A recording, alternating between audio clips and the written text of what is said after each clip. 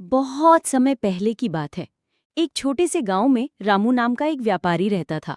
वो रोज शहर जाकर चीजें बेचता और गांव लौट आता। रामू नमक, चीनी, अनाज और कपड़ों का व्यापार करता था। रामू के पास एक गधा था, उसका नाम था बोलू। बोलू बहुत सीधा साधा, मेहनती, लेकिन थोड़ा आलसी और नादान था। रामू उसी पर अपना सामान लादकर शहर ले जाता और शाम को वापस लौटता। हर सुबह रामू बोलू के पीठ पर 2 बोरियां लादता और निकल पड़ता। कई बार उन बोरियों में नमक होता, जो काफी भारी होता। रास्ते में एक संकरा और फिसलन भरा पुल पड़ता था, जो एक नदी के ऊपर बना हुआ था। बोलू रोज रामू के साथ उस पुल को पार करता, पर वो वजन से परेशान हो जाता। एक दिन कुछ ऐसा हुआ जिसने उसकी सोच बदल दी। एक दिन जब बोलू नमक की भारी बोरियां लादे चल रहा था, तभी अचानक उसका पैर फिसल गया और वो नदी में गिर गया। रामू घबरा गया, लेकिन गधा जल्दी ही उठकर किनारे आ गया। मगर जैसे ही वो उठा, उसे महसूस हुआ कि बोरी अब उतनी भारी नहीं लग रही थी जितनी पहले लगती थी।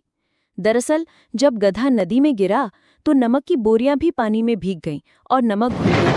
बोरी अब लगभग खाली हो चुकी थी। गधा बहुत खुश हुआ। उसने सोचा, वाह, मैं तो बहुत हल्का हो गया। इतना आराम पहले कभी नहीं मिला। बोलू के दिमाग में एक नई तरकीब आ गई। अगले दिन जब रामू ने फिर नमक की भारी बोरियां लादी और नदी के पास आए, तो बोलू ने जानबूझकर खुद को फिर से नदी में गिरा दिया। परंतु जब ऐसा 3-4 दिन लगे, नमक की जगह रुई यानी कॉटन भर दी।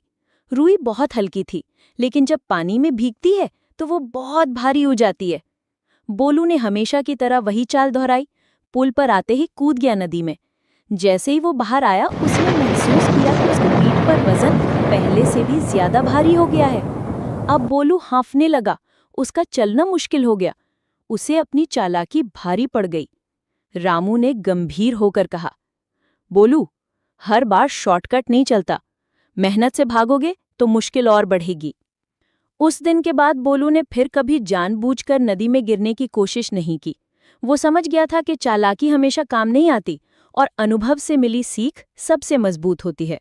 अब वो चुपचाप हर दिन ईमानदारी से रामू का सामान शहर तक पहुंचाने लगा। अगर आपको ये वीडियो पसंद आई हो तो हमारे चैनल को लाइक करें और सब्सक्राइब करना ना भूलें।